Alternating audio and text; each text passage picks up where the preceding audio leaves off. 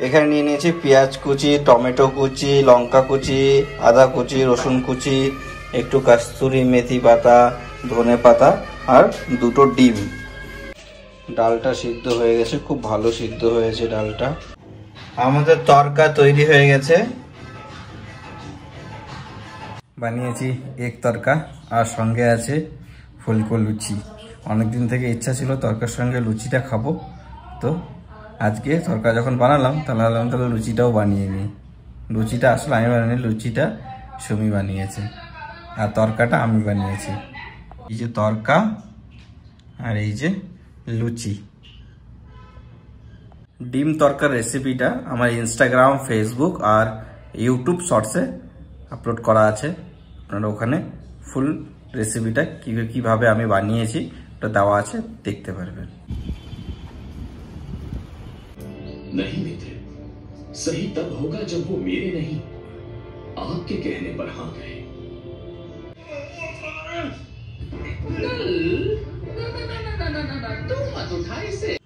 এখন বানাবো আলুর চিপস। তার জন্য আলুগুলোকে আগে কেটে জলে ভিজিয়ে রেখেছি, মোটামুটি আধা ঘন্টা 1 ঘন্টা জলে ভিজিয়ে রাখলে ভালো হয়।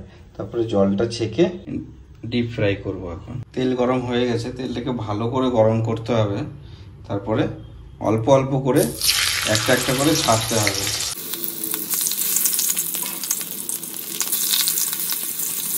মিডিয়াম ফ্লেমে এইভাবে আলুগুলোকে ছাকা তেলে ভাজতে হবে, মানে ডিপ ফ্রাই করতে হবে। তাহলে দেখবেন কি সুন্দর মচমচে হবে। এইরকম লাল লাল হয়ে আসবে, তখন তুলে নিতে হবে। টোটাল এটাকে আমি 3 বারে ভাজছি সম্পূর্ণ। এটা সেকেন্ড টাইম। প্রথমবারে এখানে ভেজে রাখা আছে, কিছুটা ভেজেছি। এটা লাস্ট 3 বারের বার এটা দেবো এখন। আপনারা চাইলে এই চাটনির বদলে শুকনো কাপড়ও ব্যবহার করতে পারেন, তাহলে আরও ভালো হবে। তাহলে একটুও জল থাকবে না আর ওটা সম্পূর্ণ ড্রাই হয়ে যাবে। এটার মধ্যে হালকা হালকা জল ছিল, এটার মধ্যে ভালো করে জলটা ক্লিয়ার হয় না। আজকে রাতে হচ্ছে আমাদের ভাত, ক্যাপসিকাম আলু ভাজা, এটা হচ্ছে পেঁয়াজ ভাজা। আমার খুব ভালো লাগে পেঁয়াজ ভাজা খেতে। আর এটা হচ্ছে আলুর চিপস, এটা তো বানালামই।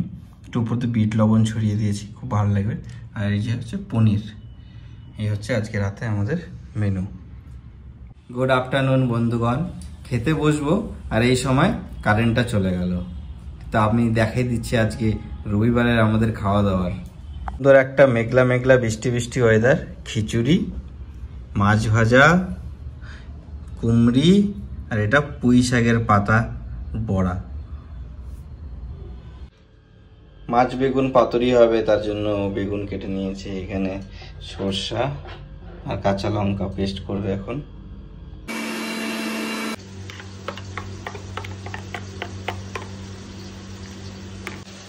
সরষা পেস্ট করে এই যে সরষার খোসাগুলোকে, কতটা খোসা বেরিয়েছে, এই খোসাগুলো খুবই খারাপ, এগুলো পেটের জন্য খুব খারাপ। তার জন্য এটাকে ছেঁকে নিয়েছে, ছেঁকে ফাইন একটা পেস্ট তৈরি হয়েছে।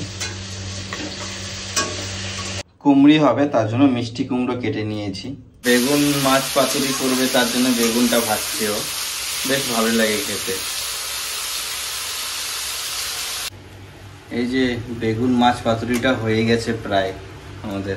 এখন এই যে কুমড়িটার জন্য আমরা একটু বেসন গুলিয়ে নেব।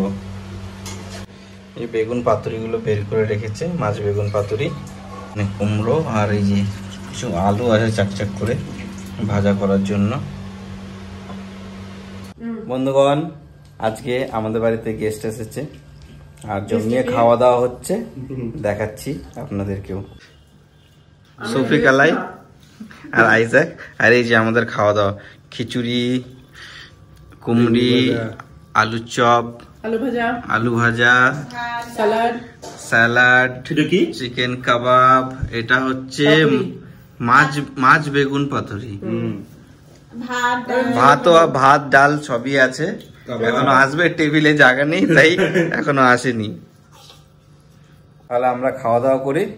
কালকে যে বান্ধবীটা এসেছিল আর বন্ধুরা এসেছিল, ওরা হচ্ছে বাড়ি আগরতলা। ওরা আজকে চলে গেছে, তাই কালকে রাতে ডেকেছিলাম যে ডিনারটা করে যেও, তোমরা চলে যাচ্ছ, আবার কবে দেখা হবে না হবে, কতদিন পরে আসবে। আর এখন সুমি নেই ঘরে, ও গেছে ও পাশের বাড়ি বান্ধবীর সঙ্গে দেখা করতে। এই ফাঁকে আমি কি কি করেছি সেটা একবার দেখাই দিই।